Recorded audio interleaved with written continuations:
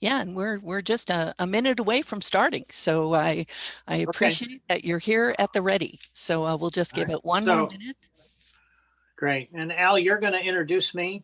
Is that I right? will, yes. Okay. So Joan, just give me the heads up when you are ready for me to begin. Okay, and we're just checking the participant list. I think we're going to wait a few minutes for people to log on. It's just about, it's the early side of 6:30. We have about 125 people registered last I checked, and we have about 29 folks logged on. So I think we'll give it a minute while we're waiting for people to get online. It may just take them a few minutes. Okay. And Are they able to see this? yes, so they're seeing a screen, and then your video and Al's video is turned on.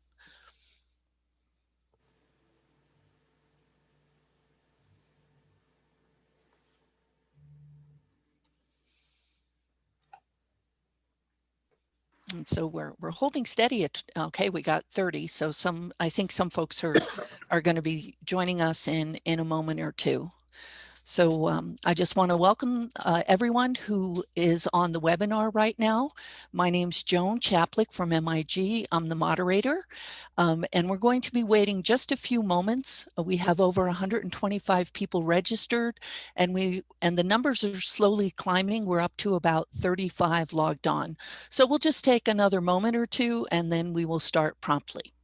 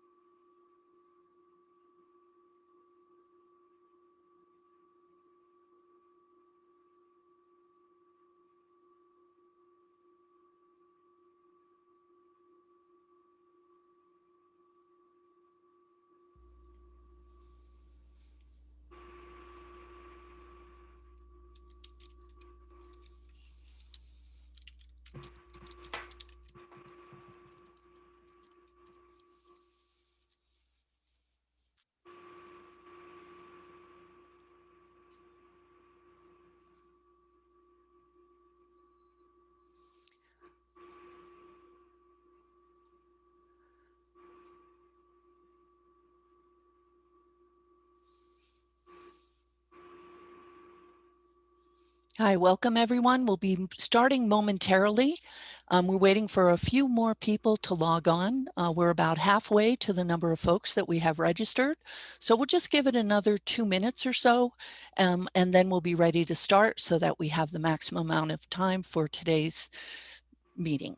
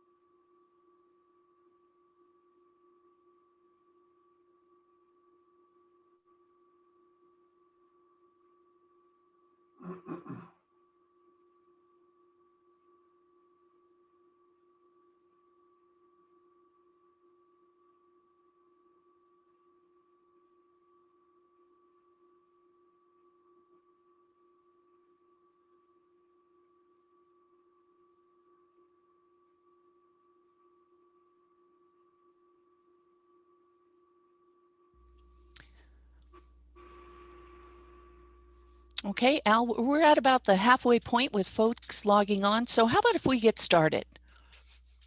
Very good, Joan. Thank you very much. And Joan, I'm going to ask you to forward the slides as Okay. we go. Okay. All right, everyone. Welcome. My name is Al Savay. I'm the Community and Economic Development Director with the City of San Carlos. Thank you for volunteering your time to help shape the future of the City of San Carlos. And before we begin our program this evening, Mayor Ron Collins would like to provide some information, some introduction. Ron? Thank you, Al, and welcome everyone to the San Carlos 2040 online workshop where we will discuss housing and environmental safety. We actually started this conversation more than a year ago in the fall of 2019 with the county's Home for All initiative.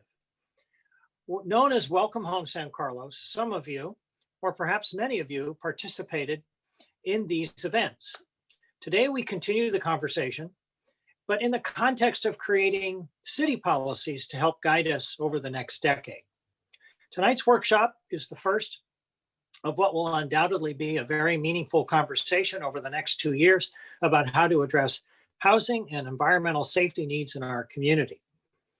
With limited choices for housing types across a range of prices, the Bay Area, including San Carlos, faces an unprecedented challenge to ensure that housing is available and inclusive to people of all incomes.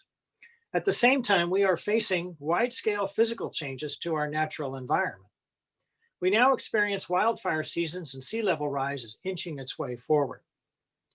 Our goal is to work together and identify what we must do to be resilient and adapt to these changes. It is with that hope that we can work together as a community to identify and develop solutions to address these very two important topics, housing and the environment. These are central basic life necessities. At this time, I'm going to turn it back over to Al, I believe, and we'll start our program. Al, you're on mute. Al, you're on mute. Thank you, Mr. Mayor, for your introductory remarks, and really appreciate it. And what I'm going to do is just talk a little bit before we begin our program. And I'd like to begin with some introductions. And this is your San Carlos project team. I mentioned that I'm Al Savay. I'm the Community and Economic Development Director. The Community Development Department works on and a lot of times takes the lead on city planning projects in our community. Our project manager and really the city's point person for this project is Lisa Porras, our project manager. She's the planning manager with the city of San Carlos. And we have Aaron Acton, who's a strategic advisor and a principal with the Good City Company. So this is your San Carlos project team. Next, please. The city contracted with MIG, and these folks are experts and they're professional planners, facilitators, and we've hired them to assist us in this process. And I'd like to introduce you to the team. This is Lisa Brownfield, project manager, Genevieve Charos, a housing planner, Barbara Beard with Environ is a planner that's working on this project, and Joan Chaplet is our lead facilitator this evening, and she's going to take over after these introductory remarks. Next, please. So in terms of what to expect this evening is we wanted to take some time to orient ourselves to some material. And as you know, we'll be talking about housing, what it is, how it gets built, and we'll be talking about environmental safety as well. And there's some information, some orientation that will help us all as we move forward in the process. So we'll be talking a little bit about that and orienting you to the information. And I think one of the things that we've learned over the years with planning like this, city planning, is plans won't be effective unless you gather information from the community, from the stakeholders, from people who live and work in the city, in the community. It's just there's no better plan than one where you get information and take the information from the community, and that really helps us as helping to facilitate this effort to understand what some of the issues are and provide you with some ideas on shaping some opportunities for solving some of those problems as well. So with that, I'd like to provide a little bit of context. So next slide. So I like to take a bird's eye view before we kind of get into the details of things. And looking at a map of the city is always very helpful, I think. And every city in the state of California has to have what is called a general plan land use map. And what this map does, it essentially shows the land uses and where they are in your community in context to your geography. And on the left-hand side of your screen there, what you'll see is our general plan land use map, and everything outside the boundary is kind of that base color. And what you'll note is that each of those different colors represents a different land use, and it actually tells you a lot of things about our community. For instance, if you look at the yellow area, we'll note that that's our largest land area in the community, and that's single family residential. So the yellow is single family residential, which is a little over 50% of our community's land area. The next is commercial, industrial, retail areas, and that's about 20%, and that's that purple, light purple and dark purple. And then at the top right-hand corner of the screen, you'll see a blue, and that's the airport. And our multifamily residential and mixed use areas, and when I say mixed use, what I mean is you can have a building with retail, maybe there's an office on the ground floor, and then residential above, maybe some condominiums, much like Wheeler Plaza. And multifamily would be apartments. And that triangle that you see in brown and orange at the center of the screen, that's our area that we have most of our apartments and mixed use housing. And also it's along the El Camino Real corridor and along Laurel Street as well. And so the rest of our land area is made up of things like parks and open space and public facilities, as you can see on that screen. And what this map also tells us is that there's some land areas that are smaller in terms of area, but they have great importance. Another thing that you might learn from this map is that there are juxtapositions between different land uses. For instance, in the greater East San Carlos neighborhood, you have like this, the yellow, you see the single family neighborhood, and then you have a different commercial industrial land use right adjacent to it, or mixed use multifamily right next to single family. And these are things as we get into the planning process later on, we'll be looking at those things, and we'll be looking at how we can balance those two types of land uses together. And with that, I'm going to hand it back over to Joan. Okay, well, thank you, Al. So just want to remind everyone that sancarlos2040.org is your go-to site for information about tonight's webinar. So our activities are being recorded, so there'll be a recording posted after the meeting. It's also a place where you can submit additional comments. You can sign up to receive email notifications when there's new information posted. And there's also a survey, a housing survey. So please visit the website after tonight's meeting, but also throughout this planning process. In terms of participating, so right now you'll notice that all the attendees are on mute with your videos off. We have plenty of ways for you to be participating.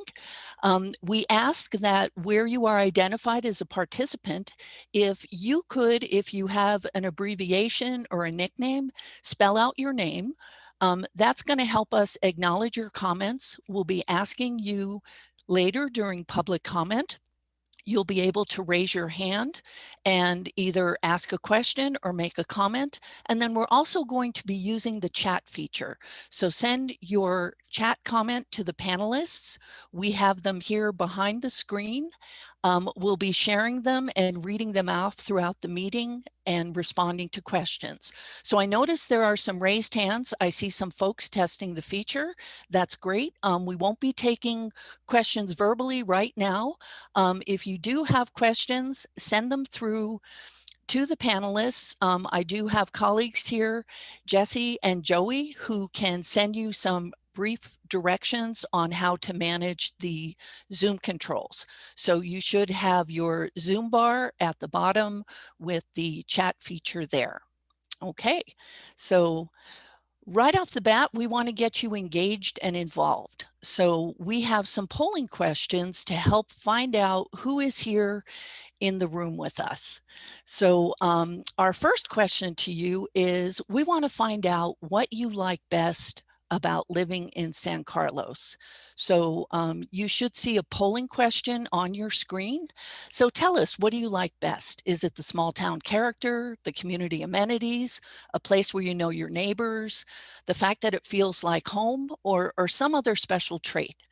So if folks could respond, we have over almost 58 people who can answer the questions, and we'd like to go through these quickly. So we're about halfway there. And I'll also be sharing the results as we go through these questions. And I'm just going to give it, just a few more seconds and close the polling because we have several questions that we want to ask. So let's see, there's just a few folks who haven't responded. So I'm going to end the polling for the first question. And well, you can see that it's the small town character that is favored by more than a third of you, but definitely many positive traits about knowing your neighbors and feeling like home. So next, we're going to go to the next polling question.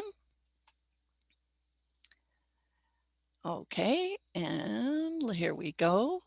And we'll go to our next question. So tell us, how long have you lived in San Carlos? And here's our second question. So let's find out how many newcomers we have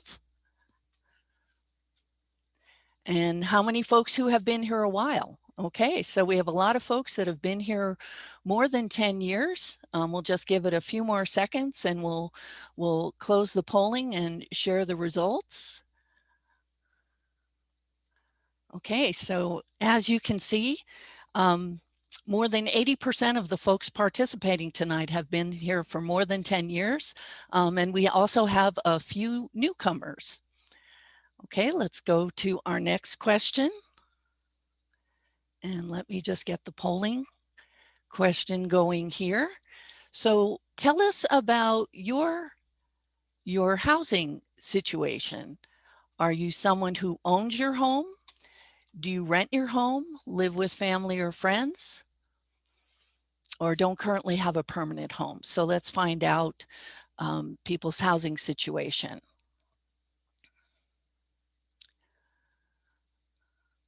Okay, and just a few more seconds here, so a few more folks can vote. Okay, I'm going to close the polling and let's see. Okay, so we have a majority of homeowners that are participating this evening.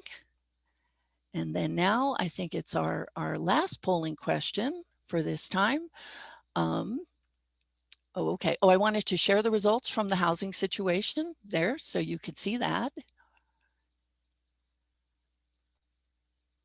And now we're going to go to the fourth question. So this is the question about your age, and it's anonymous, but it just helps give us a sense of, you know, how successful our outreach was, and just the general demographics of who's participating tonight. Okay, and let's bring this polling question to an end, and we'll share the results.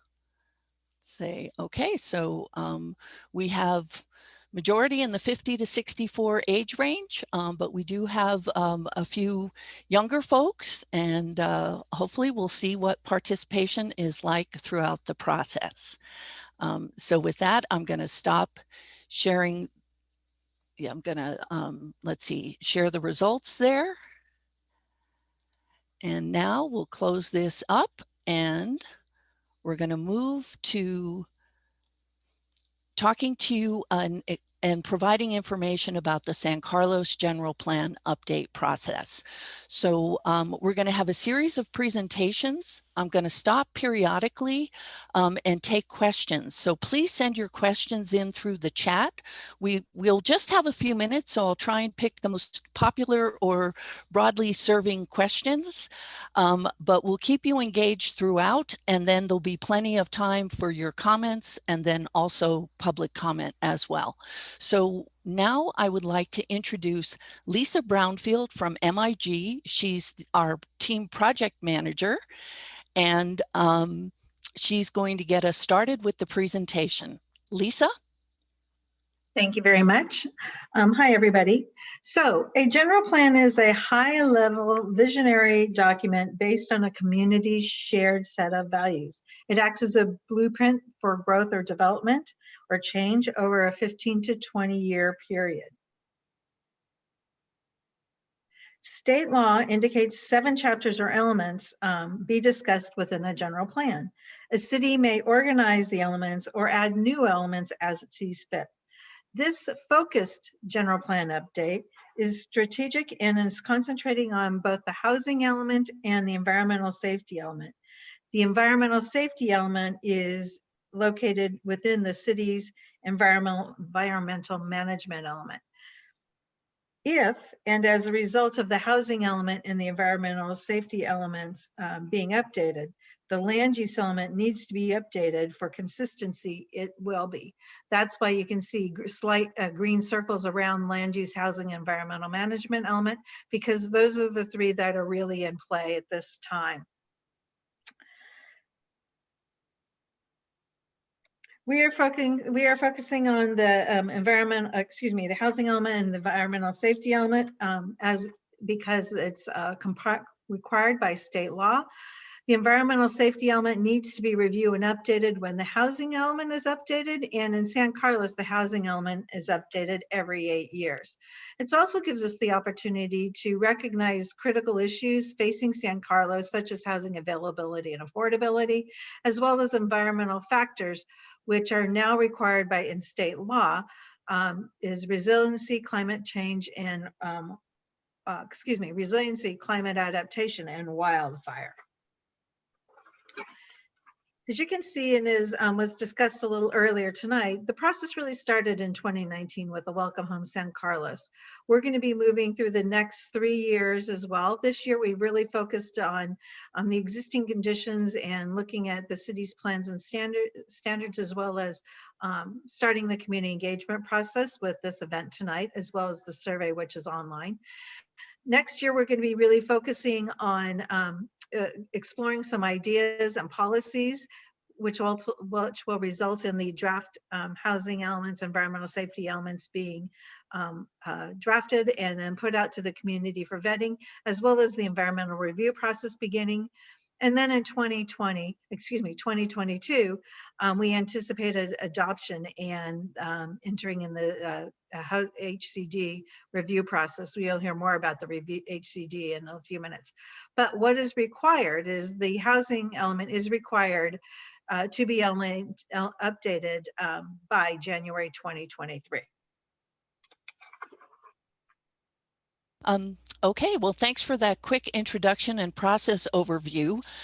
We've had a couple of questions come in about the RENA numbers. We're going to get to them.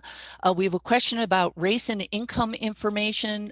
We don't have that information available tonight, but we will be able to respond to a question like that with some follow-up. And we also have some comments. We'll be capturing them on a whiteboard as well. So this is just a brief stop to respond to the questions. And Lisa, oh no, Genevieve, Cheryl, we will be having you pick up with the housing element overview. Great. Thank you, Joan, and thank you to everyone for tonight. I'd like to give a little bit of background on what the housing element is and why we're updating it before we get into our discussion. And Genevieve, I'm going to ask you to adjust your sound a little bit before you get started. So if you could maybe move a little to the microphone so that we can hear you better. Is that me better? That's clearer than it was. Yes, thank you. Okay, thank you. So tonight I'd like to give some background on the housing element in particular and why we're updating it before we do discussions later on the program. So as Lisa mentioned, the housing element is one of the state required general plans. It is unique in that it requires review and so-called certification by a state Department of Housing. Hey, Genevieve. Yes. We're really having a hard time having you hearing you. So and your presentation is very important. So let's just take a moment and see if you can do a quick adjustment. Sure thing. I'm going to plug in a headset. Okay. 1 second for that. My apologies. Okay. And so while Genevieve is swapping out her audio. So I just want to remind people, we really appreciate the comments coming in through the chat. A number of you commented that the audio was cutting out and it was hard to hear. That just helped verify what we were hearing. So that's helpful information. And Genevieve is going to be coming back on to continue her presentation. She has quite a bit of information to get through, but we're going to stop a couple of times and take some questions. So please continue your comments in the chat.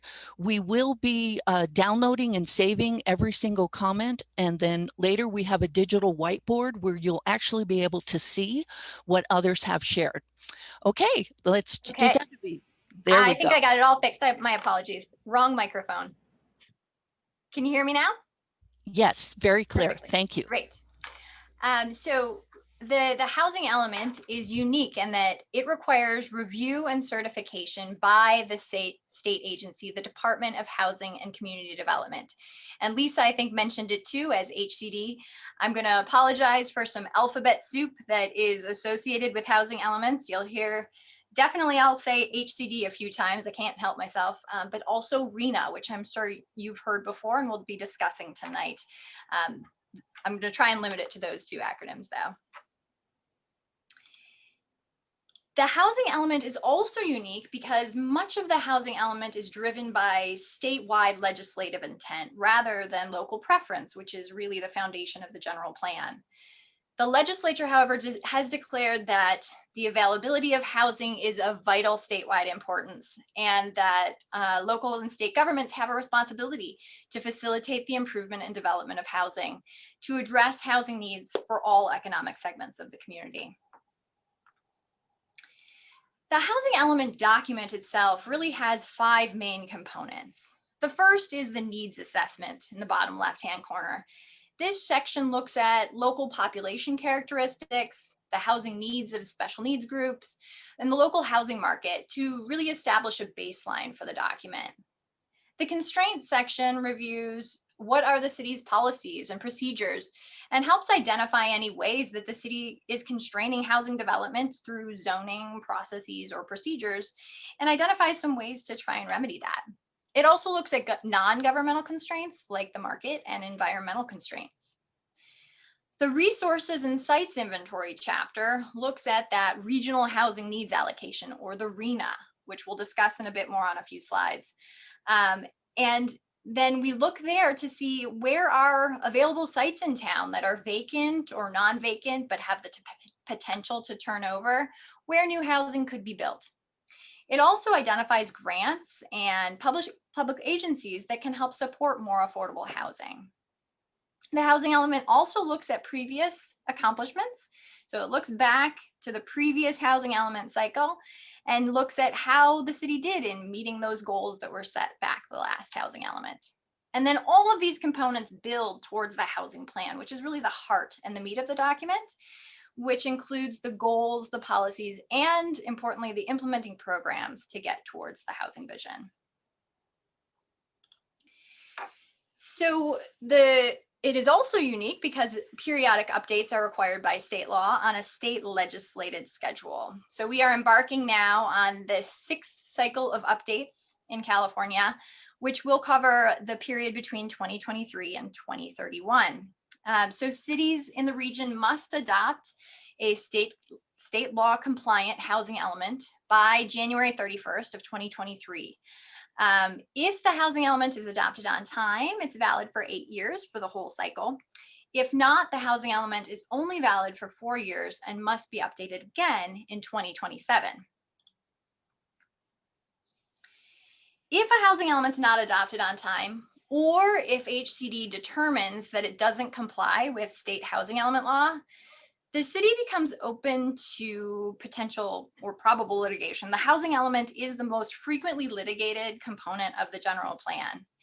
And if a housing element complies with state law, that HCD certification gives the city rebuttal presumption of validity in cases of lawsuit. Previous lawsuits have resulted in court orders to halt all building permits in the entire city. And the types of lawsuits are changing as well, whereas previous lawsuits were generally initiated by housing advocates. Recent changes to state law have allowed HCD to refer violations or where a city is not compliant to the state attorney general to be enforced. So in 2019, the first lawsuit of that type was initiated by the state of California against the city of Huntington Beach for lack of compliance with their housing element. So in addition, lack of compliance can also result in a loss of funding, including state housing funds, Cal FHA, and also it can be linked to regional transportation funds as well. And there are also potential future penalties in subsequent housing element cycles where housing elements found non-compliant can be required to accommodate not only the RHNA for the current cycle, but also for the last cycle as well. So the housing element is intended to encourage both market rate and affordable housing. Affordable housing occurs when a household pays less than 30% of their income on housing. When monthly housing costs, including utilities, exceed that 30% of a household's income, that household is experiencing what's called a housing cost burden. In San Carlos, 28% of all households are cost burdened. However, 67%, almost 2/3 of lower income households are considered housing cost burdened. The state develops income thresholds identified here: extremely low income, very low income, and moderate income. And the AMI there refers to the area median income. So these are all percentages of the area-wide median income. So these income thresholds help determine who's eligible for affordable housing available through the state. It's useful to compare standard salaries to local housing costs. This graphic compares average rents and mortgage costs in San Carlos with what's affordable for a person making that income. So I will note that it's difficult to obtain accurate median rents. So census estimates are generally much lower than anecdotal evidence that we'll find. So the census, in fact, is reporting less than this median rent showed in the orange arrow here of only $2,100 for a 5-year average for a median rent in San Carlos. And we kind of know just from looking on Zillow and all of the other options that we've seen much higher rental rates throughout town. And we have other median rent sources that place it higher than that. So regardless of the source, for the average childcare worker, elementary school teacher, or firefighter, the median rent in San Carlos is not affordable. And purchase prices place home ownership out of reach for many households. In an attempt to begin to address the ongoing housing crisis in the state, housing element law established the RHNA process. So the RHNA, you may have heard this word RHNA discussed recently. This is an acronym for the Regional Housing Needs Allocation. But what is that? It's actually a number. It is a number of housing units that the state agency, HCD, determines are needed for a region based on the current housing element cycle. So the RHNA, this kind of target number of housing units to be constructed, identified for the entire Association of Bay Area Governments, so the ABAG area, is 441,176 units. So they've identified that there is a need based on existing and future projected growth for this many housing units over the next 8 years. So once that is assessed by HCD down to the local regional government level, the local regional government, or the Association of Bay Area Governments in this case, is tasked with developing a methodology to allocate these units to each jurisdiction, considering a variety of factors: jobs, housing balance, impacts to greenhouse gases, and using an equity lens to overcome patterns of segregation and foster inclusive communities. The allocation identified for San Carlos is estimated to be about 2,390 units. The RHNA will be finalized about a year from now, though, so this is still an in-process figure. The RHNA is then broken down further by income category. So those percentages of median income that I mentioned previously.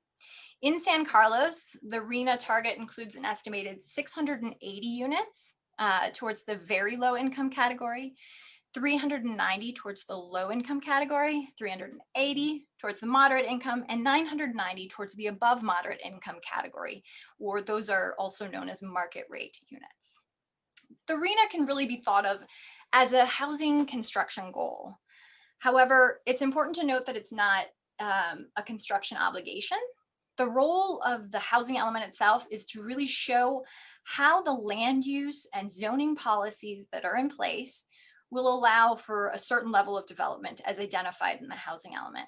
But the city's not required to build these units, but the city is required to put in place policies that can allow for these targets to be achieved through the private and with support through the nonprofit sectors.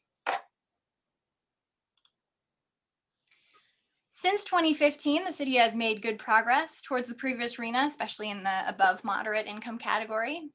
Projects constructed in 2020 will count towards the previous RHNA cycle.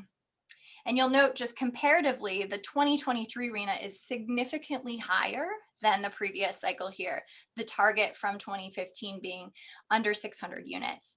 And this is applicable across the state and is due to a change in state legislation, which requires HCD to assess not only future projected growth, but also existing deficiencies in housing access. Moving forward, the housing element must be drafted to show how San Carlos will accommodate the new RHNA of 2390. So we'll do this first by indicating to the state projects that are in the pipeline that will receive their certificate of occupancy after June 30th of 2022. That's the cutoff date for the next housing element cycle. We'll also then review potential sites in town. This includes any vacant sites, or any sites that are non-vacant, but have the potential to turn over or redevelop. And within existing neighborhoods, the potential for accessory dwelling units. These are also known as second units or granny flats sometimes. But we do need to identify for vacant and underutilized sites, specific parcels that can accommodate the RHNA.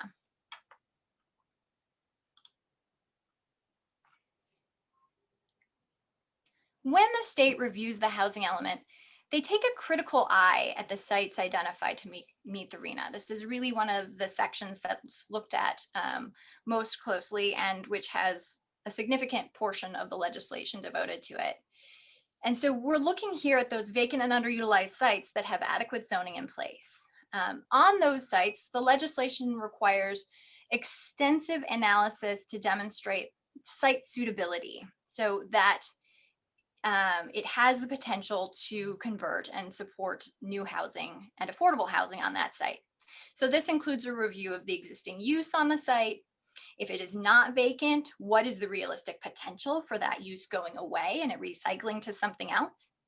What is the site size? Too small may be difficult to develop, as too large can be difficult to develop. And what is the development density? How many units can be built on the site?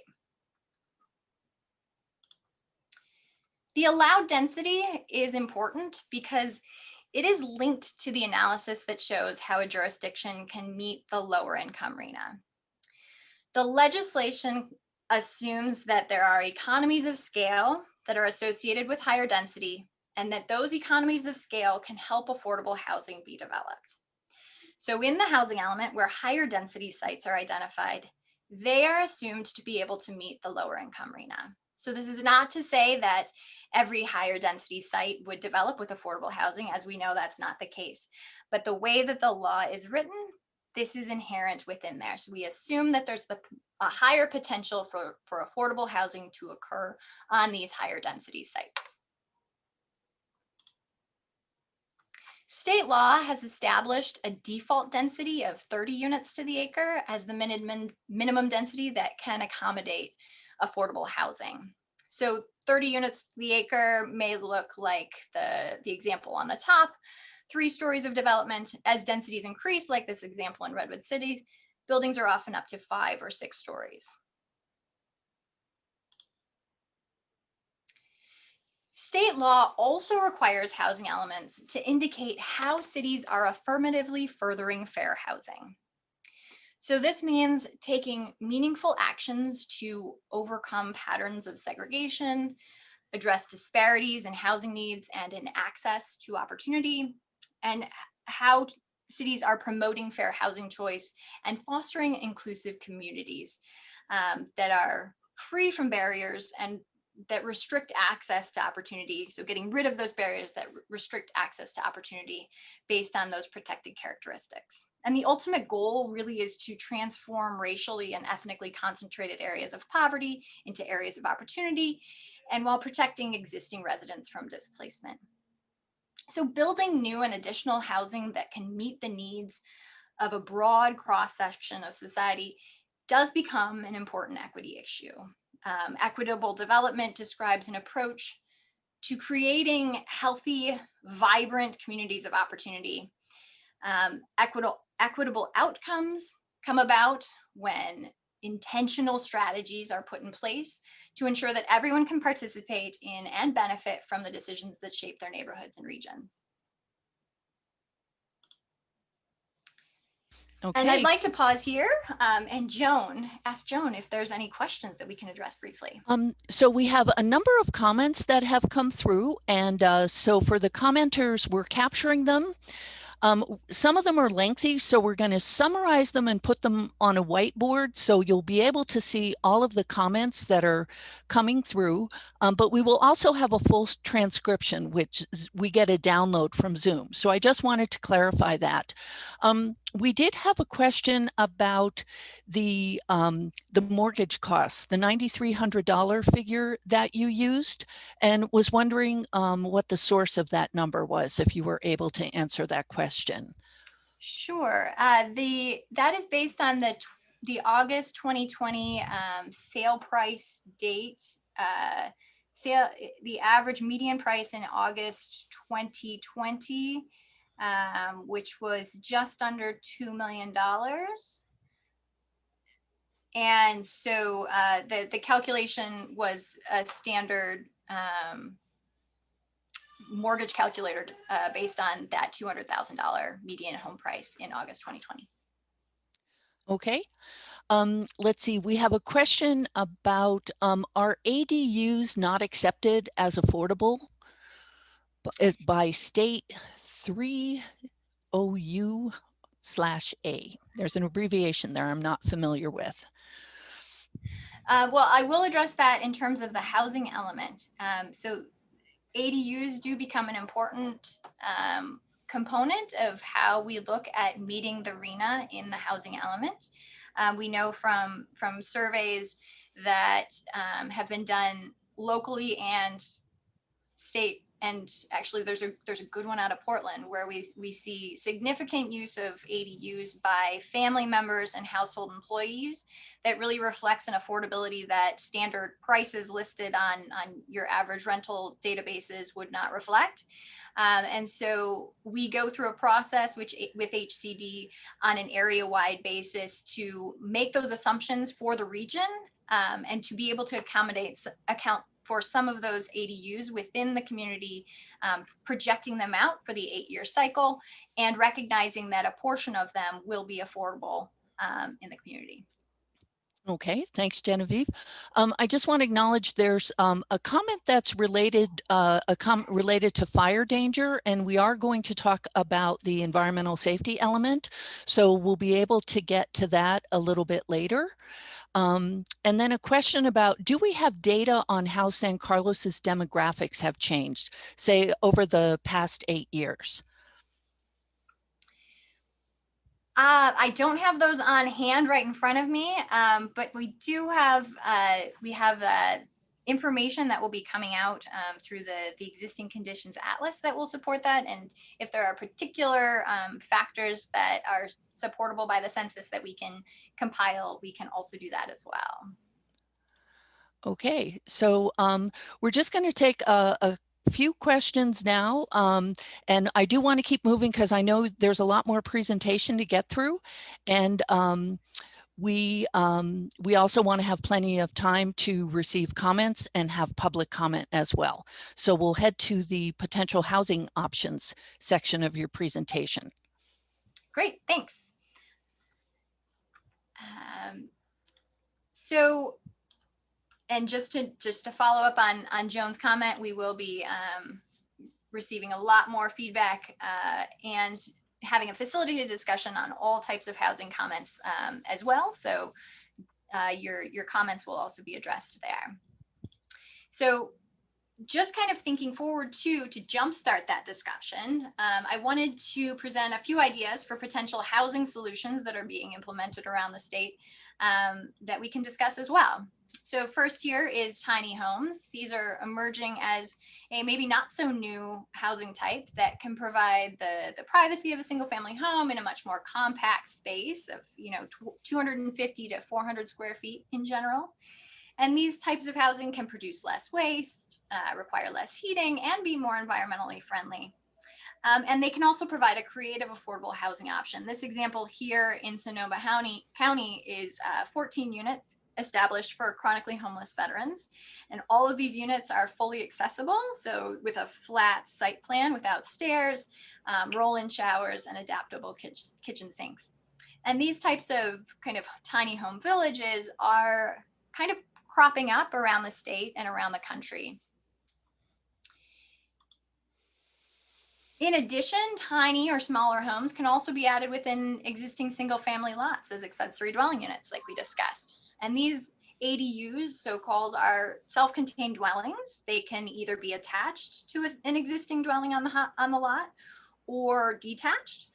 They could be factory built or custom built on site. And recent changes to state law have required cities to allow these types of ADUs, as well as what's called a junior ADU. These are smaller units that are attached to the main residence, and to allow up to one of each of these per property for a total of potentially 3 units per property, as required by state law. So the ADUs, as I mentioned, do count towards the RHNA, and studies have shown that many can be and are rented to family or household employees at affordable rents. Another emerging trend is for significantly smaller apartments. Generally, these are between 150 to 300 square feet in space, often one room living spaces, so like a studio apartment. They can often be self-contained with a kitchen and bathroom contained within, or they can be of kind of a more communal structure with perhaps a little kitchenette, but more of a common kitchen that's shared on a floor, or other types of shared facilities. Where common amenities are shared, it may be referred to as co-housing.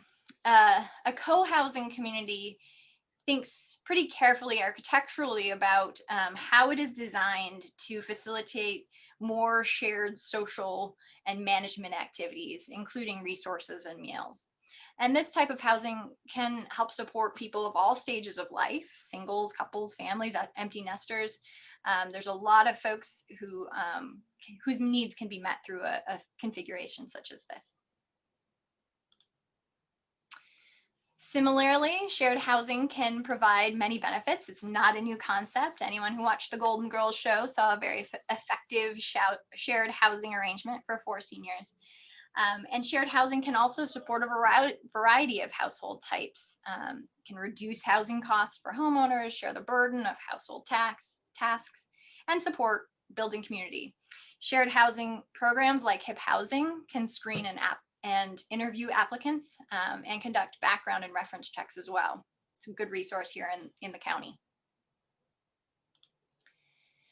And then finally, is an idea to advance the flexibility of spaces. So being cognizant of how spaces can change, with the idea in mind that as we age, our housing needs change, and they may be adapted within the same structure, where spaces are more flexibly converted to allow for expanded or subdivided rooms, perhaps with movable or removable walls, thinking forward to for the ability to add a bedroom or a separate unit, all with the goal of really providing better access and serving a family's life cycle needs for housing.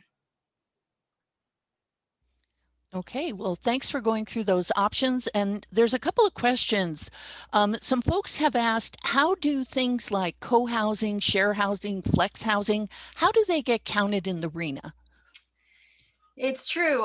So it becomes a little tricky. So anything that is identified as group housing, so anything that could be considered a dormitory or anything that is not considered a unit, generally if they do not have their own kitchens, cannot be counted towards the RHNA in the same way. It's not assumed in the RHNA needs, and so it's not counted in the end side. But regardless, I think that there are potential housing solutions that can come about through that, even if they don't fully meet the needs of the RHNA. Okay, and there was a question we didn't get to before about, I'm not sure if you'll be able to answer this right now, about how do the San Carlos plan targets by household income category compare to our neighboring town targets? I'd have to look at the comparison of the breakdowns. Generally, they all fit relatively close. There's no jurisdictions that are given 100% affordable or 100% market rate. So they all kind of fall generally in line, but I don't have on hand the neighboring jurisdictions, but we can look those up. Okay, and then which of those options in San Carlos is allowing to be implemented now? That is a good question for staff. Lisa, are you on the line? So we'll see if Lisa Porras, the San Carlos project manager, we'll see if she is able to answer this. Hi, good evening, everyone. I hope you can hear me okay, first off. Yes. And if you go back to some of those slides, maybe I can just run through them just real briefly and sort of explain what we allow in terms of the different housing types, I think, is what the question had to do with. So one thing, first of all, is that we definitely allow ADUs. We're required to allow ADUs, and we are not, and I suppose you can, just going back to the slide before with the tiny homes, the way that these are represented in sort of a clustered like arrangement is a provision that we certainly do allow for in our zoning ordinance. However, it's very rarely used. So this is something that we actually want to investigate and sort of find out why this particular housing type hasn't come forward, that no developer has come forward to kind of suggest something like this. However, a clustered arrangement where the lots are smaller, where the homes are then therefore generally smaller, is something that we currently have in our zoning ordinance. And then moving on to ADUs, yes, yes, and yes, we allow ADUs as well as junior accessory dwelling units. We recently passed an ordinance. I should say the council recently passed an ordinance. So it's a lot easier to build an ADU, and we certainly promote that, because certainly ADUs are one solution to the overall housing situation that many cities or the whole Bay Area and state find ourselves in. And if anyone wants to learn more, know more, or know what the city regulations are, please do reach out to staff. We have a slide where you can reach out to us and ask us questions, and we can get you some basic responses and get you on your way if that's something you would like to do. It's a lot easier, including garage conversions. So we encourage that. And then if we can move on to the next one, just so I can remember, micro apartments. Well, this is something that we don't prohibit, but I think where this comes into play is perhaps with the density. We have certain height limits and certain limitations on the number of units per acre. So if we were to look at micro apartments in San Carlos, we definitely have to adjust our density and also adjust our parking requirements as well. This is something that we're going to be able to talk about more as we move further into this project, in terms of what is acceptable. You know, what's the temperature like out there with all of you? Would we want to increase density in certain locations in the city, and what forms would that take? So we definitely are interested in hearing your ideas. I think this is something we could do, but right now, certainly density limits make it a little bit more difficult to do.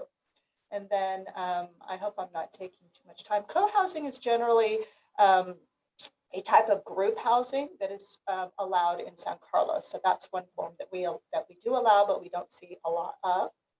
And then next one, shared housing. Same with shared housing. I think this one requires a little bit more of a partnership, depending upon the types of individuals that it's aiming to serve or house. But certainly our code would not prohibit that if that's a type of development that wanted to occur in our city. And is there more? Flex housing. And maybe this is a question back to you, Genevieve. I wasn't sure if this was talking about live work. I think it can also, yeah, that's a good option for the flexibility. I think certainly in these times and post-COVID, there may be more interest in developing housing that can accommodate work from home options as well. So thinking forward and really thinking about the flexibility of how housing is most readily used. Great, yeah, so thank you for clarifying that. So I will just then qualify that live work housing is a housing type that we currently don't have in our code. So perhaps that's something, you know, again, having that conversation with the community, with all of you, and to really kind of understand, you know, where some solutions might be appropriate in our city. That's something that we would like to chat about. So thank you. Okay, well, Lisa, thank you for giving us that detail on the different housing types. I hope that's been informative to the group. So now we're going to keep moving. We still have to talk about the environmental safety element overview, and I'm going to bring back Lisa Brownfield to take us through this element. Hi, everyone. Thank you again. The safety elements legislative intent is really to protect the community from unreasonable risks associated from a number of hazards. The focus general plan update is really going to be focusing on recent legislation requirements, which is wildland fires, climate adaptation, and resiliency. The environmental safety elements technical content overall looks at seismic, geology, flooding issues. And now, as I said, we're going to be updating it for fire hazards and climate adaptation and resiliency. But in addition to that, the environmental safety element will also have policies and programs that go into addressing these technical issue areas. It's important to note that the city is currently preparing and updating a CMAP process, and that the CMAP and the environmental safety element have a lot of things that are in common, and the two efforts are being coordinated by the city. So we are aware of that. We are aware of that other project, and they are aware of us, and we are also working together. So environmental safety element has a couple of things that are kind of like the housing element, in the sense that it has a mandated period of review and update. So the safety element needs to be updated whenever the housing element is updated. So in this case, for the city of San Carlos, it's every 8 years. Like the housing element, it also has state agency review is required. In the safety element, or environmental safety element, it needs to have 2 different agencies review it. One is the Divisions of Mines and Geology, and the other one is the Board of Forestry and Fire Protection, which is more commonly known as CAL FIRE.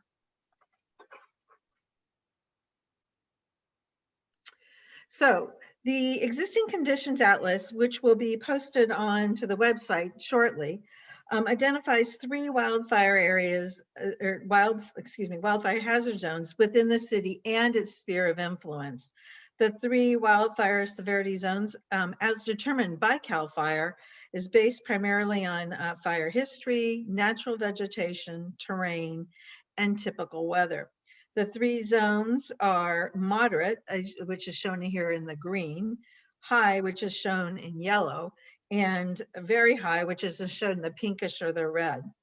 The designations here will influence the land use, construction standards, and other policies moving forward.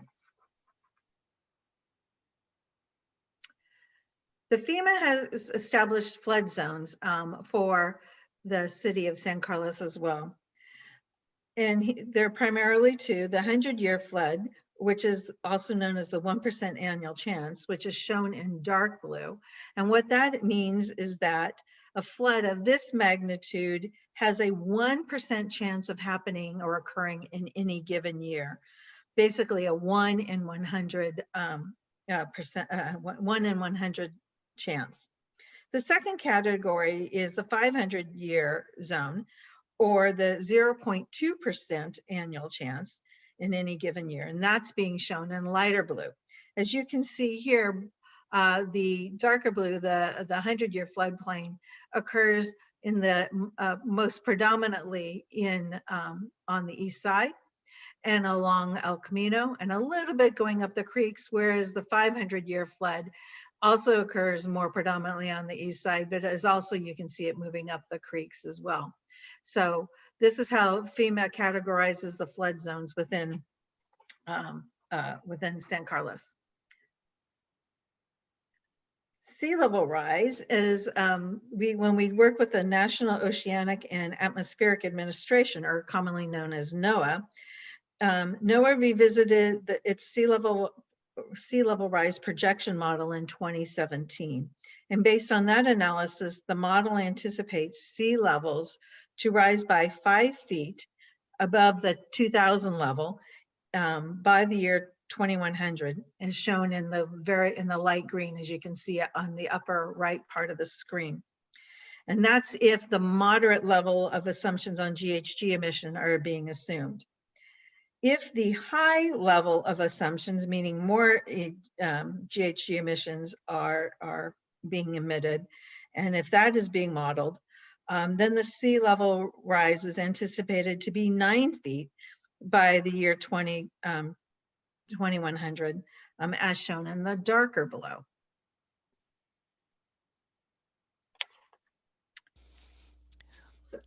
Okay, so Lisa, are you ready for a couple of questions?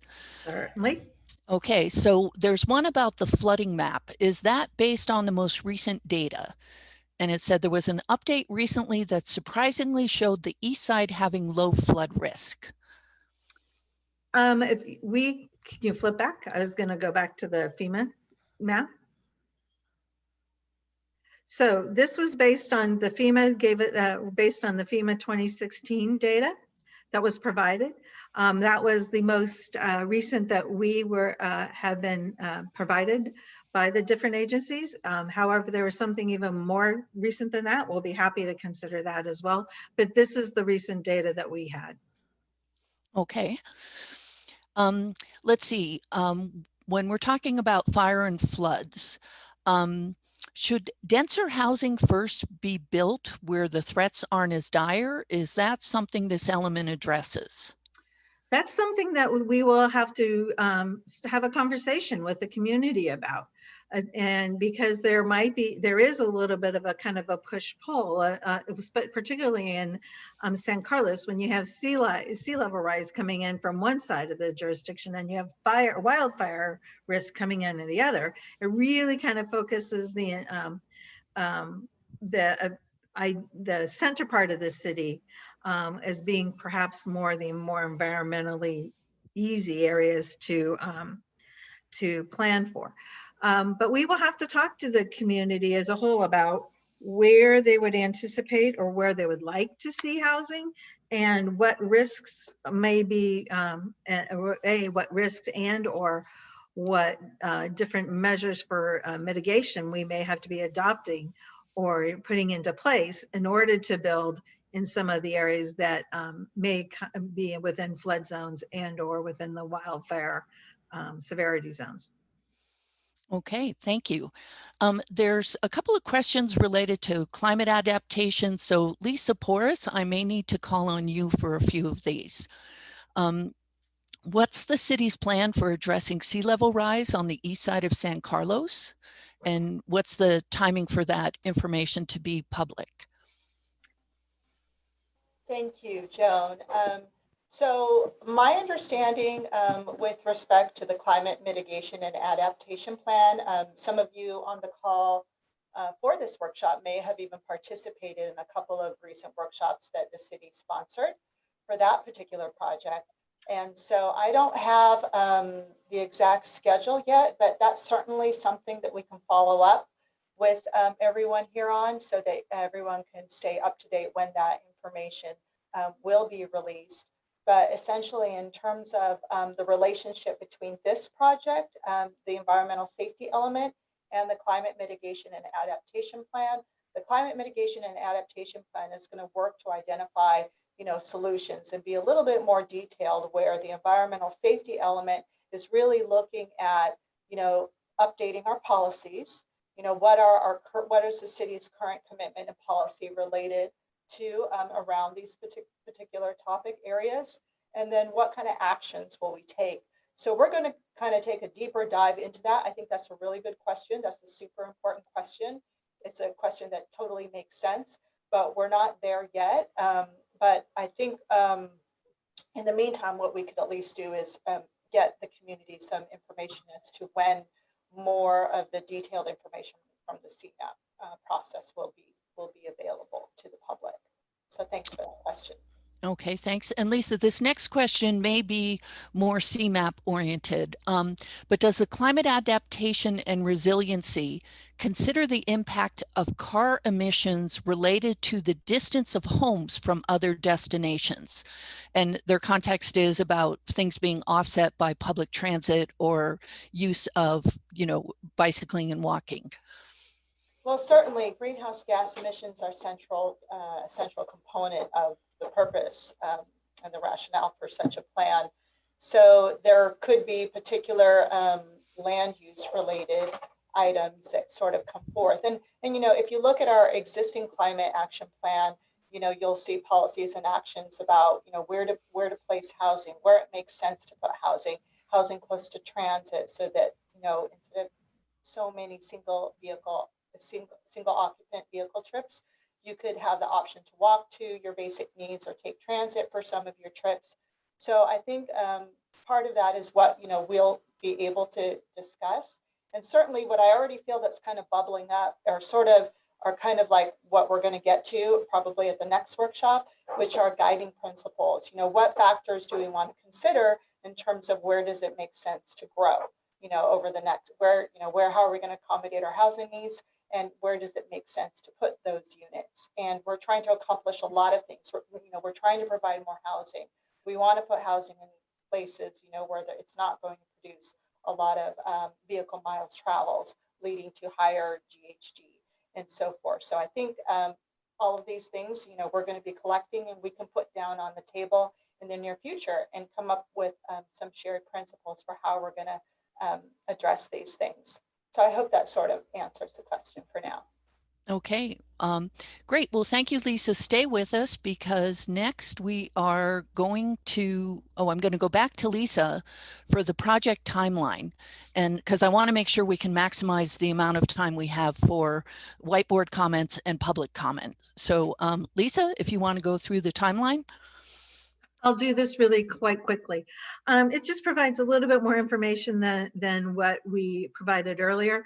We're looking at that winter that we're going to start identifying some potential land use changes, looking at housing sites, identifying some risk hazard areas and solutions. And as Lisa Horace talked to you a few minutes ago, we'll be having more conversations in the next few months with you. Then later on, we'll moving into the drafting elements and the drafting of the elements, and if necessary, zoning amendments. Looking at then even further into the year, summer or in fall, that we'll start our reviews with the state agencies, as well as conducting environmental analysis. In this case, we're going to be doing an EIR. And then again, moving into 2022 with the adoption process. But what's most important on this timeline is you see these two lines of public input.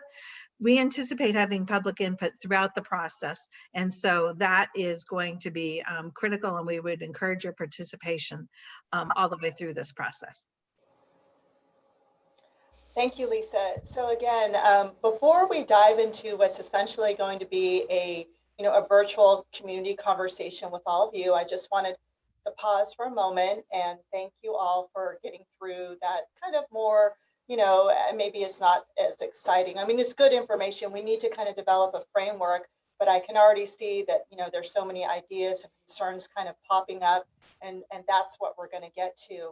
But I just wanted to take a moment and just remind everyone, again, my name, Lisa Porras, for those who may not already know me.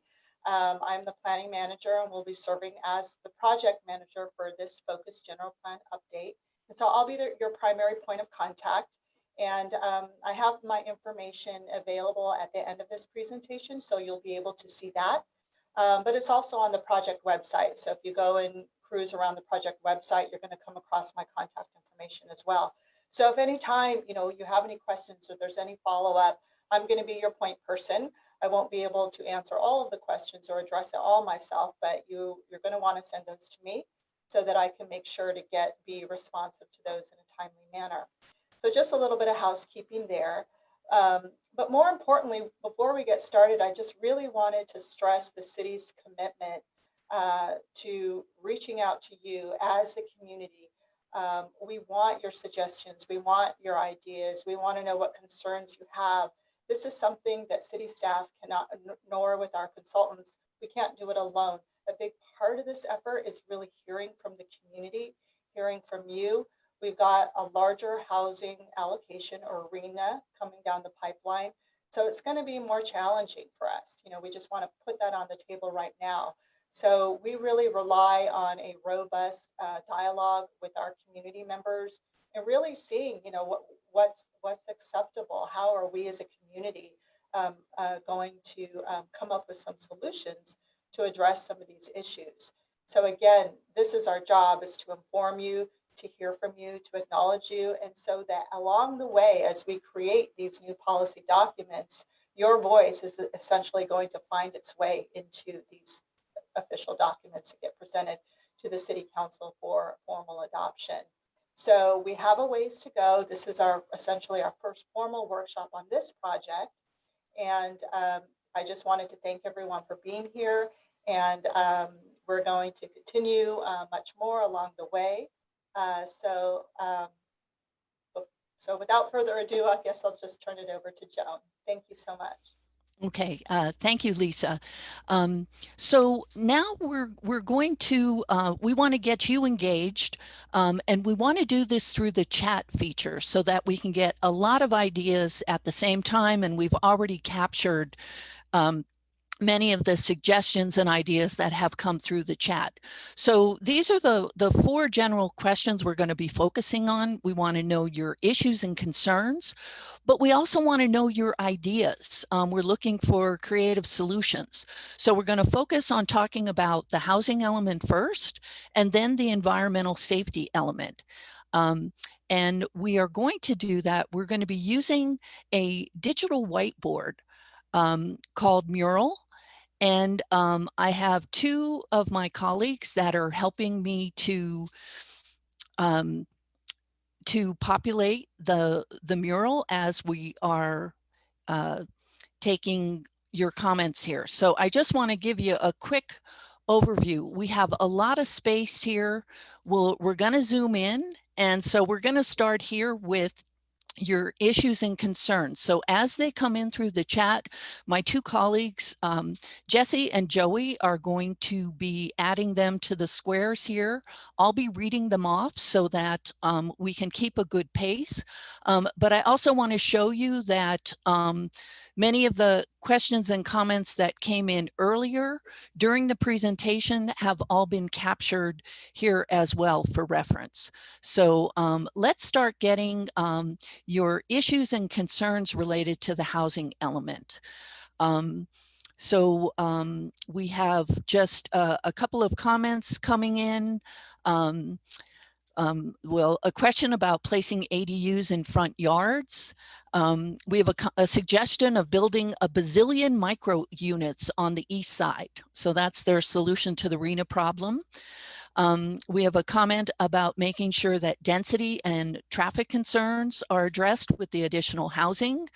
A question about how schools are going to accommodate the additional population. A comment about a need for more multifamily and mixed use zoned areas. Then from a practical perspective, it seems like ADUs would be most effective. Another comment about when adding housing that we need to take into account schools. A comment about someone who lives in a fourplex, and that we need to open more of our land to multifamily housing, especially near transit and downtown. We have a comment about increasing height and density. It allows us to condense more housing where it's best suited near transportation resources. Whoops. Okay, I just want to make sure you can see the Zoom. And I just need to scroll through my chat a little bit more. We do have some concerns about the dorm style housing, and a comment: this person considers ADUs to be an eyesore. A comment that in order to meet our housing targets, we have to build up and not out. Putting housing near transit is a great idea. Is there an opportunity to build higher than 4 stories to reach our housing goals? A question: is this process able to consider how schools and daycare can be created to support this? It's an important question. I know it's not required in the housing element. Let's see, just a comment that our schools are losing enrollment because our town is unaffordable for families. There's a question: since most of this is required by state law, why do our issues and concerns make any difference? Well, the numbers are required by state law. The way they are implemented within your community are based on community input. And so your comments, ideas, and we also expect many community members to have some helpful suggestions. We have a question about how do we ensure that new housing is distributed throughout the community. We have a need to improve transit, pedestrian, and biking accessibility and priority. We want to allow the city to be more connected without relying on cars. Then we have a comment about the city should consider joining the Joint Powers Authority that Burlingame joined. And it permits the use of bonds issued through the states, paid for via rents from mixed incomes in the apartments. And that helps purchase relatively low-cost apartment units. So there's a lot of information in this comment, and so we'll be unpacking it and adding it to the mural. There's a question about coordination between Caltrain and Samtrans, so that we have more people will place an increased demand on public transit. A question, is it possible to rezone parts of the single family zones to include duplexes and triplexes? So that's something our team can look into following up on. We have a comment that current San Carlos planning codes may make ADU difficult due to many of the small lots we have here. A comment about a need to maintain green recreational space and hiking areas. A comment to consider that new development brings in tax revenue to support additional resources. We have a request, please don't build higher than 4 stories. A comment that it's just as valid to build high density housing in the hills as it is in the flats. Okay, and I'm just gonna zoom in a little more so that you can see the post-its a little bit better. Thanks for the feedback through the chat. Okay, we have a comment about adding more units near downtown for seniors so they can live independently instead of living in an old house in the hills. Large commercial development that is proposed is a resource that can provide housing for part of its growth. A question, is infrastructure like power and sewer sufficient to accommodate the increased housing in San Carlos? Can our wastewater treatment and solid waste management facilities handle the increased population? So these are some questions and comments for our team to follow up on. A comment about transit adjacent housing. So it won't get current residents and workers out of their cars. Let's see, then we have single family zoning was invented to get around legal prohibitions on racial segregation in housing. We need to seriously examine the implications of preserving single family zoning. Okay, let's see, another request to make the mural a little bigger. So hopefully this is a little bit easier to read. Let's see, since the last element was adopted, there have been large McMansions. How will this be different? A comment, the city should be part of the housing solution, work with the county and nonprofit affordable housing to intentionally build higher density and affordable housing and not just rely on developers in the market. We have to balance the need for open space. Our key factor is livability. We should put the county's affordable housing developers onto an advisory committee to have them participate and believe that the plan works for construction of affordable units. A comment about making sure new buildings don't have gas-fueled furnaces, water heaters and stoves to make sure we're not increasing GHG emissions. We have a person liking the suggestion about duplexes and triplexes being allowed in current single-family residential zones. We have a question about the city's tax authority that it can leverage to facilitate land recycling and development. We have more comments about green spaces. Let's see, wanting to encourage shared living. What are some things that we can do? Some comments about how it's hard to have both open space and low height limits as we work to meet our goals, that we're going to need denser, taller housing to allow us to preserve green space. Future housing should meet REACH codes. There should be a plan to address existing housing and meet REACH codes. Okay, so we have a lot of great comments coming in here, and just want to keep a little, let's just take a few more minutes of comments, and we want to move to the solutions. So we have a question about revising parking requirements, having more green space on the side, on the east side, considering solar for new housing and not zoning multiplex to be built in single family housing areas. We should think about future housing having underground utilities to keep things safer from wildfires. Okay, so there are a lot of terrific ideas, suggestions, and concerns here. So now I want to specifically focus on ideas and creative solutions. And again, you can continue to add comments. We'll be focusing on this current part of the mural, but we don't miss anything that comes in through the chat. So let's see some ideas and solutions. So we had having our future housing with underground utilities, an idea for building high density in the hill. Oh, just a comment about how building high density in the hills could lead to fire danger, a need for the city to consider walkability. So what other ideas and solutions do people have? It could be a housing type. We did have a comment, for example, revising parking requirements. That could be part of the solution. We have a comment about rezoning areas that are zoned for single family.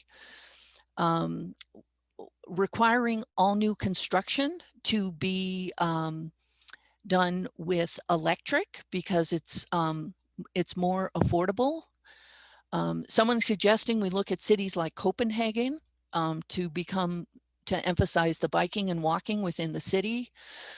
Let's see, so we want zoning to allow existing types of multifamily construction like plain old apartments.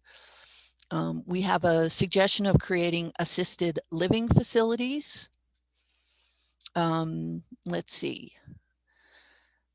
We have a suggestion of an education program for residents to show that high density along transit corridors doesn't mean the city will lose its charm.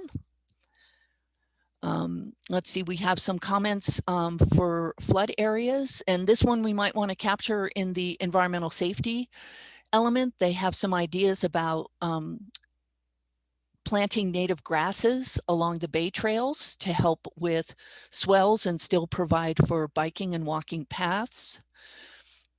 A comment that more density makes a shuttle loop more feasible, so that can address some of the transportation concerns that may have arisen. Another comment about creating a network of bike paths like Davis, and emulating the high density housing in flood areas. So that's a bad idea. Let's see, a suggestion to provide crosstown shuttles to reduce the impact of cars and traffic. If we build high density building in the hills, we could have better designed roads to address evacuation and circulation. A suggestion, the city needing partnerships to build more affordable density and denser housing. Okay, so partnership suggestion, bringing transit to the hills. I have a reminder that we skipped adaptive hills, so our team will get that. We have creating a secondary downtown on Industrial Road, and that would have multi-user and multi-family units. A suggestion that El Camino could accommodate more height. A suggestion of using more imagery to show people what higher density could look like. A suggestion to rezone the industrial area for live work. Have city policies to incentivize owning and storing fewer cars per household. Considering another northbound entrance to Highway 101 at Harbor Boulevard by working with Belmont and Caltrans. A suggestion of a greenway pedestrian path, and also interspersing retail within residential zones.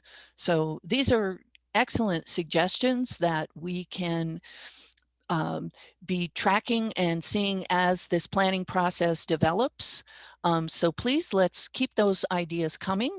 And now I want to move us to your ideas related to the environmental safety element. So again, we won't miss anything that comes into the chat, but I do want to make sure that we have time for public comments so that people can speak. And we really appreciate the energy and the fantastic ideas, suggestions coming in through the chat. So as we think about the environmental safety element, so your issues and concerns, there were a few comments about sidewalks in the hills. There were some previous comments about fire danger and congestion, undergrounding power lines. That's a concern that we could consider addressing. We want to develop a suggestion to develop a sea level rise plan and a strategy to pay for it. Okay. Sidewalks in the hills. So we have a few suggestions: north on Britain, north on San Carlos Avenue, create pockets of green space. Okay, so let's continue with our environmental safety element issues and concerns. So we have a comment about access to 280 in the hills for better fire or evacuation routes.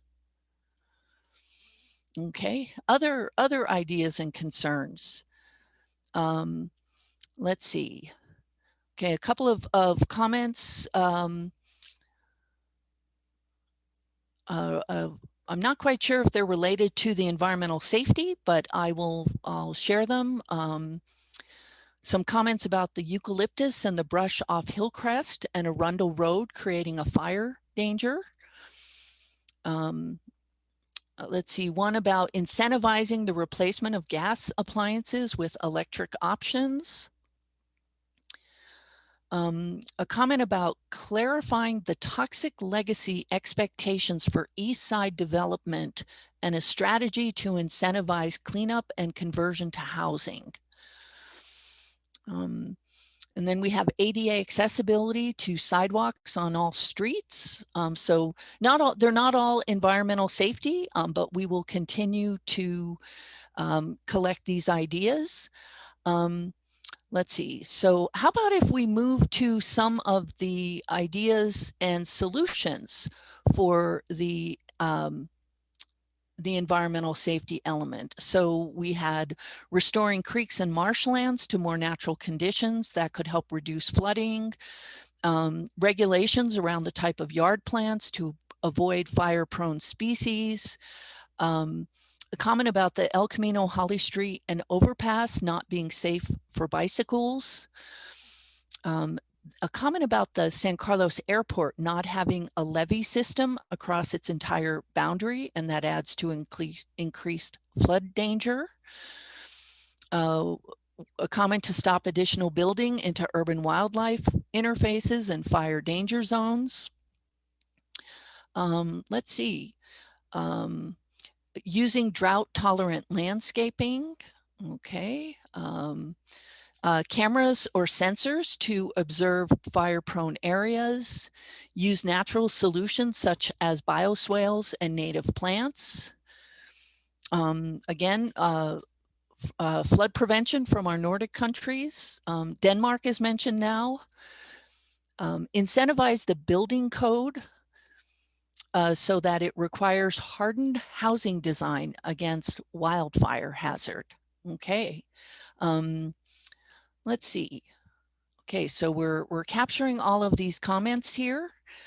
So I just want to take just another minute or so to capture some additional ideas on this mural. Daylight channelized or pipe stretches of creeks in San Carlos, use native species for street tree planting. And that there's, they mentioned the city's current list of approved species does not include native trees. Okay. Regulate parking to allow enough traffic and facilitate fire evacuation. So there's plenty of comments coming in and we're going to continue to receive them. So I'm just going to pull back on the mural for a second and just show you all the volume of comments and concerns that we have been able to generate just in this short time here. And again, you know, we'll zoom in and this information will be made available after the meeting. We'll be posting the mural and also be following up on questions and comments. So with that, we're going to continue to receive comments on the mural. But at this point, we would like to now open it up for public comment. So we appreciate that many of you have shared your comments in writing, and we expect that some of you might also want to elaborate or provide additional comments and share them with the group. So at this point, my two colleagues, Jesse and Joey, are going to continue to add to the mural so that we have a complete record. But now we'd like to take verbal comments, and we'll allow each person to speak up to 2 minutes. So we have a timer right up here in the upper corner of the mural that we'll set. We have 49 attendees, so that doesn't include any of the panelists. And so what I'm going to do is, as I see your hands raised, we'll call out the names. Jesse and Joey are going to take you off mute so that you'll be able to speak. We have the timer right up here in the corner that's going to be set. So right now I have one hand. So John Hoffman is going to be the first person to speak. And Joey, if you could just pause that till we get John off mute. And then John is going to be followed by Karen Tusman. So John, please go ahead. And we're going to take him off mute. Go ahead, John, 2 minutes. All right. The San Carlos Airport is used by less than 0.5% of San Carlins. It is a large area available for some far better usage. If we're talking about housing, it is a prime area that could be used. Most of the planes that are housed there and operate from that are not San Carlos residents. I think it is a potential solution staring us in the face. That's what I have to say. Okay, John, thank you for your comment. Karen, you're next in the queue. Hello. Thank you for this really great meeting. I really appreciate the information and the comment format that you had, and it's been really great to see so many good comments. I just wanted to say that I really like that the comments here are embracing a bold future vision for where San Carlos needs to go. Because looking around and talking with neighbors, it seems like in general we have a consensus that climate change is an issue that we need to take on. That racial inequity is an issue that we need to take on. And so much of those issues stem back to how we plan housing.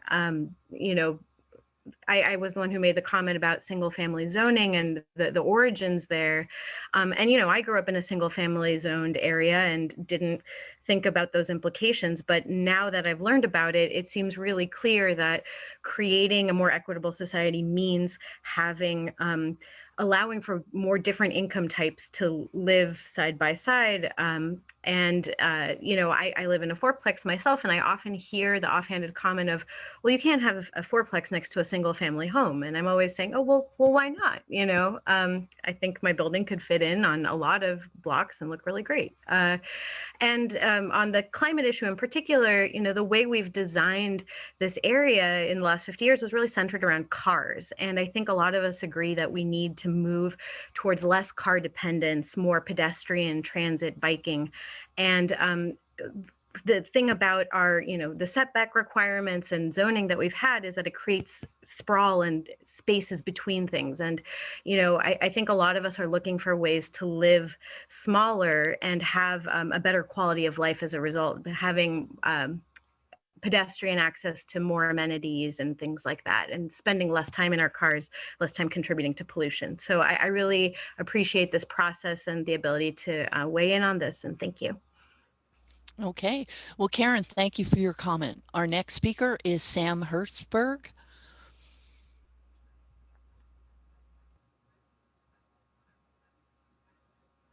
Can you hear me? Yes, we can. Please go ahead. I just want to comment that, the housing crisis is a problem in San Carlos. It's a problem in San Mateo County. It's a problem in the Bay Area, and it's a problem all over California. And for too long, tax revenue was a greater priority than providing housing for natural growth, immigration, let alone a hot economy. And as we're going through this great exercise here, I would just say a message to decision makers, the city council, that this is a time for bold leadership. This is not a time for status quo. And we're going to need to do things differently to get different results. And that's my comment. Okay, thank you, Sam. So there's no one else in line to make a public comment. So if you'd like to speak, please raise your hand. Also, if you're having trouble finding the raise hand feature, send your name through the chat to the panelists. So right now I have Brittany Baxter. She's our next speaker. And then she'll be followed by Zoom user. And Zoom user, if you could please introduce yourself when it's your turn to speak. Brittany, why don't you go ahead? Hi, yeah, to echo the previous comments, thank you so much for organizing this. I also wanted to put in another vote in the column of just bold action here. I think it is very clear that we have a housing and affordability crisis here in town. Looking around at the types of neighbors that I have here on my street, we have a lot of retired, firefighters, business owners, teachers, postal workers. But as I look at the people who are, my age, a little bit closer to under 40, that really isn't represented here. And so it's interesting to me that this town has gone from being affordable to kind of a range of people that work here and make contributions in town to being more of kind of a commuter-based city, to the extent that we do have a younger population. So as somebody who's here looking at, starting a family in town, really concerned about the quality of schools and teachers and service workers to be able to live here, that's something that's really important to me as we think about our future and growth. So I'm definitely in favor of a lot of workforce housing. I think it makes a lot of sense to put housing by transit, of course, in town, but also I think, like Karen said, to sprinkle it around through the neighborhoods. I've lived in a neighborhood before that was kind of mixed use with duplexes and small apartment buildings and setups like that. And it was great. It was very vibrant, walkable. We could get to a lot of resources very easily. Now I have to get into my car to go anywhere I want to go. So I would really encourage the planners and authority people here in town to think about how we can mix all of that together to bring the workforce housing back to San Carlos and to make sure that we have a complete community. Thanks so much. Okay, thank you for your comment, Brittany. Next, we have Zoom user, and if you could introduce yourself when you make your comment, and then Chris Sturkin will be the next speaker. Go ahead, Zoom user. Yes, hi, I'm Dimitri Vandelis. I'm the president of the Greater East San Carlos Neighborhood Association. I want to thank you guys for holding this workshop. I actually think that the format is really, really good because people can kind of do a stream of consciousness thing in their comments, and it probably is actually more effective than if we met in person, in the sense that folks can really sort of think through things and not be timed out and stuff like that. So thank you for setting up this meeting. I think one of the things that I'm particularly concerned about is how do we transform the community in a way that's sort of equitable across all of the areas. If we know that we do know that there is a planned biotech campus that's being considered for our community, and there's certainly a possibility of doing tiered housing away from the east side single family neighborhoods, and having some increased height, which would allow for some open space in the infill areas. I think that's something that we ought to consider. I also think that as the city considers more commercial development, that's going to put way too much pressure on the 101 corridor, and we'll have to think of creative ideas to divert traffic up to 280. And that's my comment. Thank you. Okay, well, thank you for your comment. Chris Durkin is up next, and he'll be followed by either Tracy or Jim Paw. So we'll see who speaks when it's their turn. Chris, please go ahead. Thank you. Hi, everyone. I just want to express my support for more accessory dwelling units and, quadruplexes, duplexes in single family neighborhoods. My father grew up on the corner of Orange and Greenwood, and I spent many times there at my grandma's house growing up, and they added a second story before it was cool back in the 60s to accommodate their growing family. And today, that upper unit, if you will, has served as an additional home for one of my cousins who couldn't afford to live on the peninsula otherwise. And so again, I'm just really supportive of creating more affordable homes in single family neighborhoods. And then from just a different angle, I also work for Human Investment Project Housing, or HIP Housing, which is a nonprofit based in San Mateo that serves the whole county, and we run a housemate matching service. So we help match people who have an extra room in their home with people who are looking for a room to rent. And by building those ADUs, it creates just another opportunity, another affordable opportunity for people to live in the community that they go to school in, that they work in, rather than having to commute from across the bay in their car and contribute to climate change in that way. So yeah, thank you so much for this forum. I'm really enjoying the discussion and looking forward to what's next. Okay, Chris, thank you for your comment. Next, it's either Tracy or Jim, and they will be followed by John Rose. Okay, so please go ahead. Can you hear me? Yes, we can. Please go ahead. I lost audio. Oh, we can hear you, Tracy. Can you hear us? Yes, yes, we can hear you.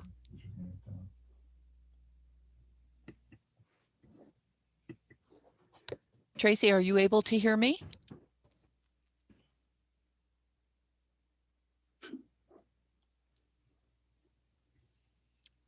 Let's see, Tracy, are you able to make a comment? Probably because it's in the TV.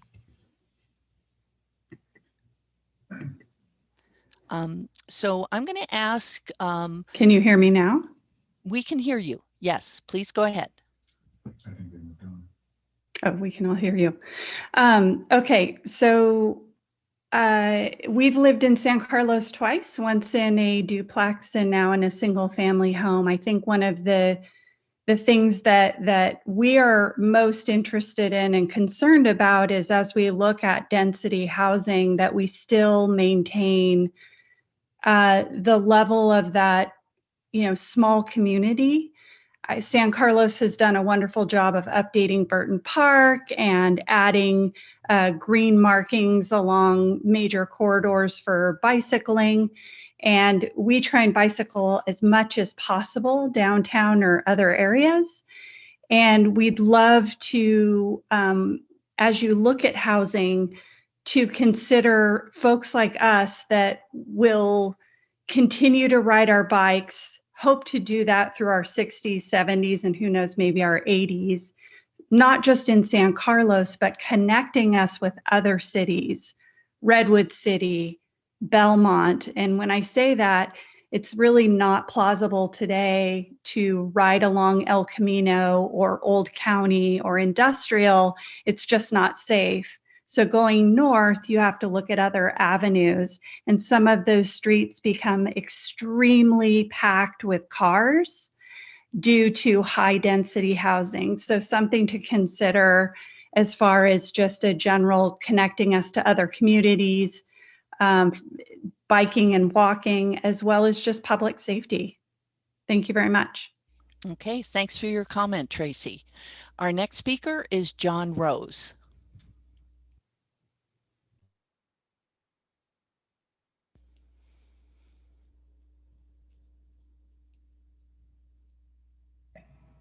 I want to share that I volunteered with Habitat for Humanity. We've built very high quality 2 and 3 bedroom condominium projects in Redwood City and Daly City. When you take the profit out of it, when the city works with a nonprofit or starts, like in the video you shared, with consumer projects, you can build nice, adequate housing at a very low cost with plenty of parking. I know a few people commented on lowering parking requirements for new developments. I think that's a bad idea because, as the last speaker said, the parking just fills the streets. You have to count on people living in a place, you know, maybe things will change in 20 years, but right now you're going to have 2 cars per family and they're going to have visitors. So they need additional parking. I think when you work with someplace like Habitat, they build a community, not just housing, because people are working together to build a project. And I think that's another important consideration. Okay, thanks. Okay, thank you, John, for your comment. So we don't have any other hands in the queue. If there's anyone else who would like to speak, raise your hand or send your name through the chat and we'll take you off mute. Okay, we have a comment from David Crabb. So you're our next speaker. Yes, can you hear me? Yes, we can. Please go ahead. Okay, I think my concern is that we're not addressing the elephant in the room, which is the fact that the East Side is looking at the potential for 10,000 or more new jobs in the next 20 or 30 years because of the biotech thing. And the ratio of housing required for 10,000 jobs is close to 6,000 or 7,000 units of housing. And the RENA is only telling us to put 2,200 in. And I don't know what the answer is there, but the problem is that if we don't address it within San Carlos, and we think, well, other people are going to take care of it, that's what every single city up and down the peninsula is saying. And San Mateo is not going to rescue us. Redwood City is not going to rescue us for housing. And so we really need to put that right up front in terms of the balance between the housing units and the number of, well, basically the housing units and the jobs. Otherwise, I agree that I like the idea of distributing housing throughout the single family neighborhoods in 2 duplexes, triplexes, and 4plexes. I live up in Crestview, and across the street, I live in a single family home. Across the street from me are condominiums all the way around, and there's no problem whatsoever. And so I think that's a way to kind of distribute it. A lot of people don't like big buildings, but if you distribute it around the city, that's helpful.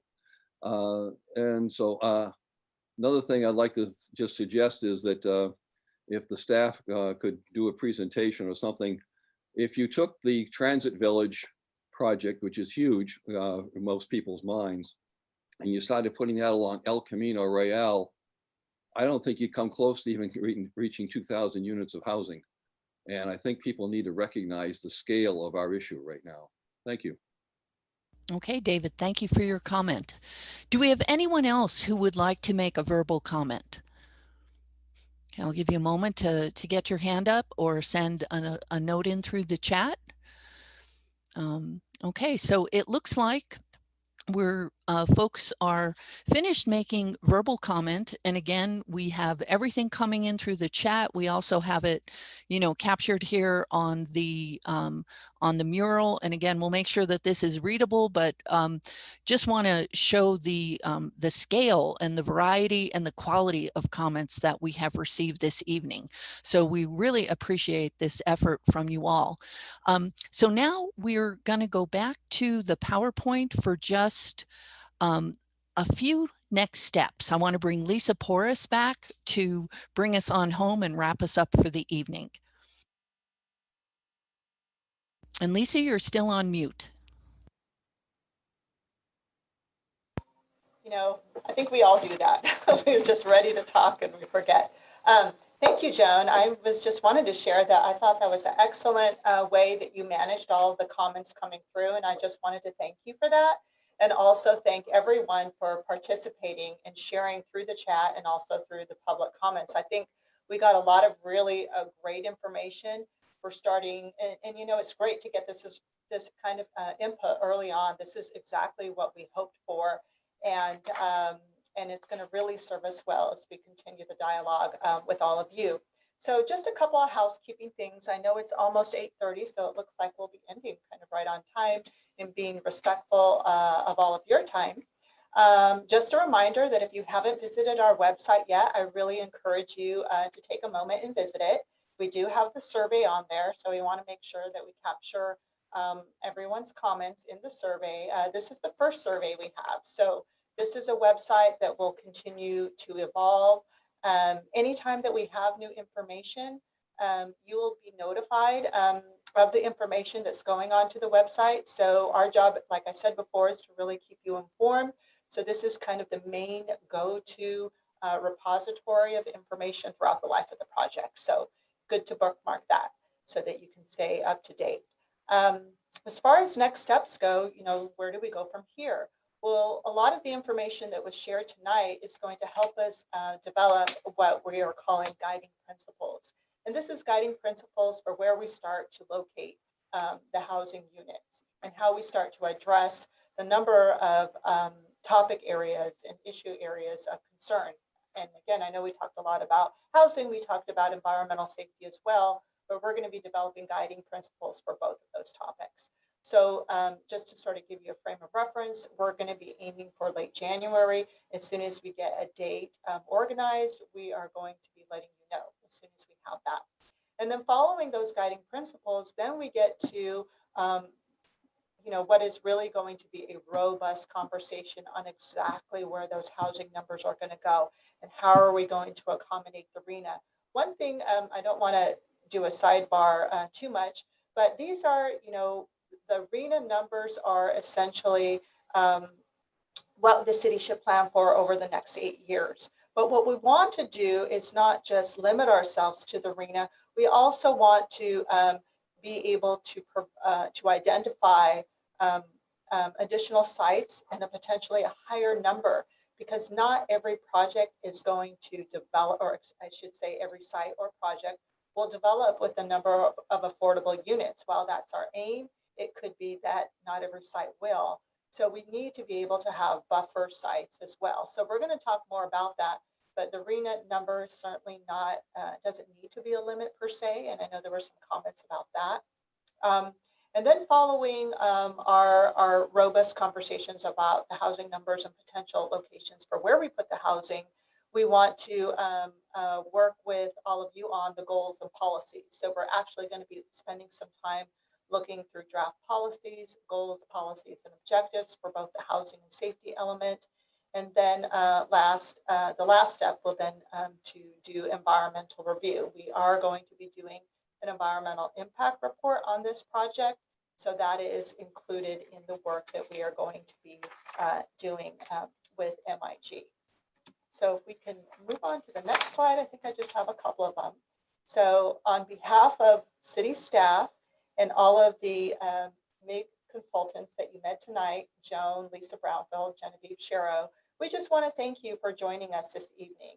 And we encourage you, to talk to your neighbors, your friends, your colleagues, your networks in the city, because I hope that the takeaway is that this is a really this is a significant project that's happening in our city. And it takes a community to really identify potential solutions and work together to develop a common and shared vision for how we might want to solve that. So the more people that know about it, the better.